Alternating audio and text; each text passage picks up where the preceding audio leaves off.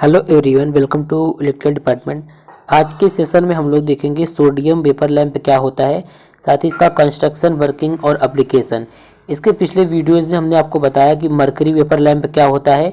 वैसे जो vapour lamp होते हैं वो दो टाइप के होते हैं, एक होता है सोडियम वेपर लैंप और एक होता है मरकरी वेपर लैंप। तो मरकरी वेपर लैंप के बारे में पिछले वीडियो में बता चुके हैं। तो आज के सेशन का टॉपिक है सोडियम वेपर लैंप। तो चलिए आज के सेशन को हम स्टार्ट करते हैं। तो देखिए, आप लोग को हम पिछले वीडियोस में पढ़ा चुके हैं कि डिस्चार्ज लैंप क्या होता है। तो डिस्चार्ज लैंप का जो वर्किंग प्रिंसिपल था, same working principle sodium vapour lamp पर भी लागू होता है। क्योंकि जैसे डिस्चार्ज लैंप में क्या होता है, दो ट्यूब होता है, उसी प्रकार सोडियम लैंप में भी दो ट्यूब होता है। और ये जो सोडियम लैंप और जो मरकरी वेपर लैंप है, ये दोनों लैंप जो होते हैं बहुत अधिक इफिशिएंट होते हैं और इनका उपयोग जो होता है बहुत अधिक किया जाता है। जैसे कि स्टेडियम वगैरह हो गया या फिर स्पोर्ट्स जैसे स्थानों पर सोडियम वेपर लैंप और मरकरी वेपर लैंप का यूज किया जाता है, क्योंकि ये बहुत ज़्यादा इफिशिएंट होते हैं। तो अगर डेफिनेशन की बात करें तो सोडियम लैंप की डेफिनेशन इस प्रकार से होगा। सोडियम वेपर लैंप जो होता है एक प्रकार का इलेक्ट्रिक डिस्चार्ज लैंप होता है। इस लैंप के डिस्चार्ज ट्यूब में थोड़ी मात्रा में धात्विक सोडियम तथा थोड़ी मात्रा में नियान गैस भरा होता है। कहने का मतलब जो सोडियम लैंप है, तो सोडियम लैंप भी क्या होता है, एक प्रकार का इलेक्ट्रिक डिस्चार्ज लैंप होता है। और आपको हम बता चुके हैं कि डिस्चार्ज लैंप क्या होता है। और इस लैंप के डिस्चार्ज ट्यूब में, जिसमें मतलब कि गैस का डिस्चार्ज होता है, उस ट्यूब में थोड़ी मात्रा में धात्विक सोडियम अथवा थोड़ी मात्रा में नियान गैस भरा होता है। अब हम देखते हैं कि जो सोडियम वेपर लैंप होता है उसका कंस्ट्रक्शन किस प्रकार से होता है। तो सोडियम वेपर लैंप का कंस्ट्रक्शन जो होता है, ये जो सोडियम वेपर लैंप होता है इसमें एक विसर्जन ट्यूब मतलब डिस्चार्ज ट्यूब होता है। और इस डिस्चार्ज ट्यूब को एक विशेष प्रकार के कांच से बनाया जाता है। और ये जो कांच होता है यह इस प्रकार से होता है कि हाई टेम्परेचर को सस्टेन कर सके, मतलब कि यह कांच जो होता है उच्च तापमान को सहन कर सकता है। और सोडियम वेपर लैंप जो होता है उसके ग्लास ट्यूब के अंदर मेटल इलेक्ट्रोड जो होता है वो फिक्स रहता है। अब जब ट्यूब के अंदर जब आर्क का फॉर्मेशन होता है तो उसके लेंथ को इंक्रीज करने के लिए ट्यूब को यू शेप का डिजाइन किया जाता है।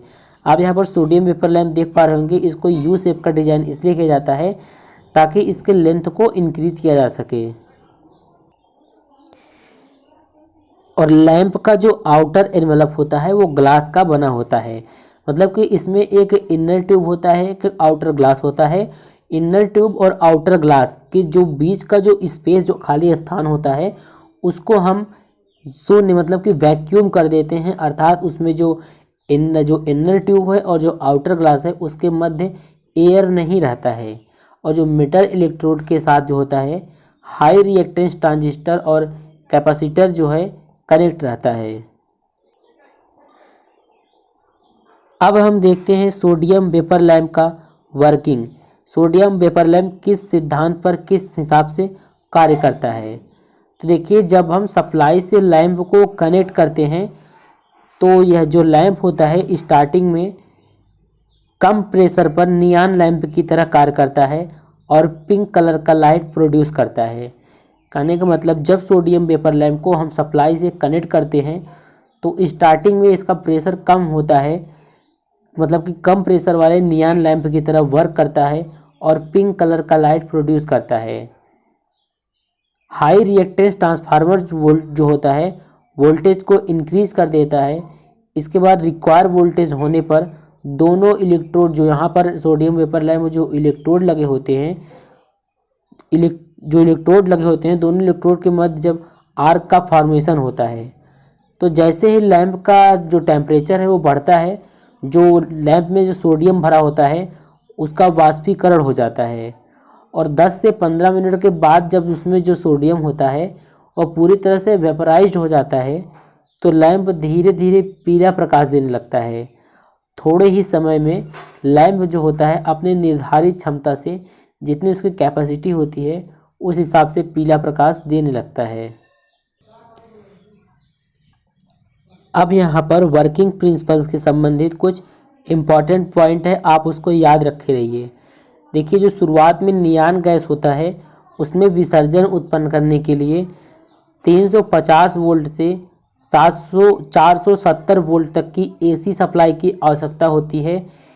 इसके लिए सोडियम वेपर लैंप में ऑटो ट्रांसफार्मर लगाया जाता है और जो इसमें चोक होता है वो क्या करता है, वोल्टता को नियंत्रित करने के लिए इसमें चोक का प्रयोग किया जाता है। और सोडियम वेपर लैंप में पावर फैक्टर को इम्प्रूव करने के लिए कैपेसिटर का यूज़ किया जाता है। और इस लैंप की जो सोडियम वेपर लैंप होता है इसकी जो इफिशियंसी है, दक्षता है, वो 50 ल्यूमेन पर वाट और इसका जो आयु है मतलब जीवन काल है वो 3000 हावर होता है। और ये लैंप जो होते हैं 60 वाट के, 150 वाट के, 250 वाट के या फिर 500 वाट के बनाए जाते हैं। और जो इसमें अब पहले क्या होता था, इसमें ऑटो ट्रांसफार्मर लगाया जाता था इसमें, लेकिन अब ऑटो ट्रांसफार्मर को रिप्लेस कर दिया गया है इग्नाइटर से। अब कभी आप अगर सोडियम वेपर लैंप देखेंगे तो उसमें इग्नाइटर ज़रूर लगा होता है। अब अगर हम इसके एप्लीकेशन की बात करें तो जो सोडियम वेपर लैंप होता है उसका उपयोग जो हाईवे पर आप सड़कों पर लाइट देखते हैं वो सोडियम वेपर लैंप होता है। और घरों के बाहर अधिक प्रकाश करने के लिए भी सोडियम वेपर लैंप का प्रयोग करते हैं। और स्ट्रीट लाइट के भी रूप में भी सोडियम वेपर लैंप का यूज किया जाता है। तो आज की सेशन में हमने सीखा कि सोडियम वेपर लैंप क्या होता है, इसका कंस्ट्रक्शन, वर्किंग और एप्लीकेशन। अब हम अगले वीडियो में देखेंगे। अगला टॉपिक है आपका सिलेबस के अनुसार हाइलोजन लैंप। तो अब हम मिलते हैं नेक्स्ट वीडियो में।